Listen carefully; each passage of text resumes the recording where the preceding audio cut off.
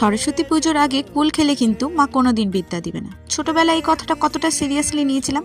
গাছে পাকা পাকা কুল থাকতো, লোভ হতো, খেতে ইচ্ছে করতো, কিন্তু খেতাম না। ঠিক ছোটবেলার মতো এবারও সকালে উঠে পড়েছিলাম, গায়ে হলুদ মেখে স্নান করার পর ফুল তুলে নিয়েছিলাম।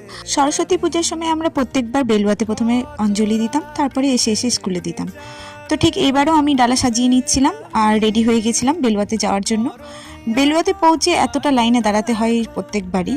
বিগত 1 ঘন্টা লাইনে দাঁড়ানোর পর ফাইনালি আমরা অঞ্জলি দিতে পেরেছিলাম। অনেকক্ষণ লাইনে দাঁড়িয়ে থাকার পর এই খিচুড়িটা আমাদের কাছে একদম অমৃতের মতো লাগছিল।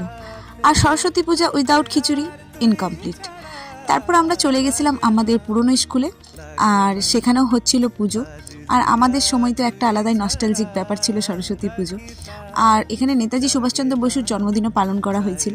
তারপর আমরা রেডি হয়ে বেরিয়ে পড়েছিলাম আমাদের বান্ধবীর বাড়িতে।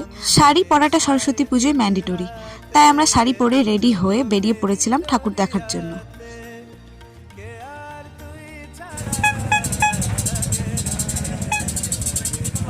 সো ফার্স্টেই আমরা এই সুন্দর প্যান্ডেলটার মধ্যে গেছিলাম দেখতে। এত সুন্দর লাগছিল, জাস্ট দারুণ। আর এখানে ছবিও খুব সুন্দর আসছিল।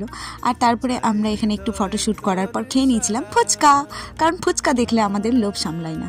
তারপরে আমরা চলে গেছিলাম এই কিউট সরস্বতী ঠাকুরটার কাছে, যেখানে মাকে এত কিউট লাগছিল, জাস্ট অসাধারণ। তারপরে আমরা চলে এসেছিলাম বনির বাড়িতে, আর এখানে বনির মায়ের স্পেশাল খিচুড়ি ছাড়া যাবে না, তাই আমরা বসে পড়েছিলাম খেতে। ভিডিওটি ভালো লাগলে অবশ্যই লাইক, শেয়ার অ্যান্ড সাবস্ক্রাইব।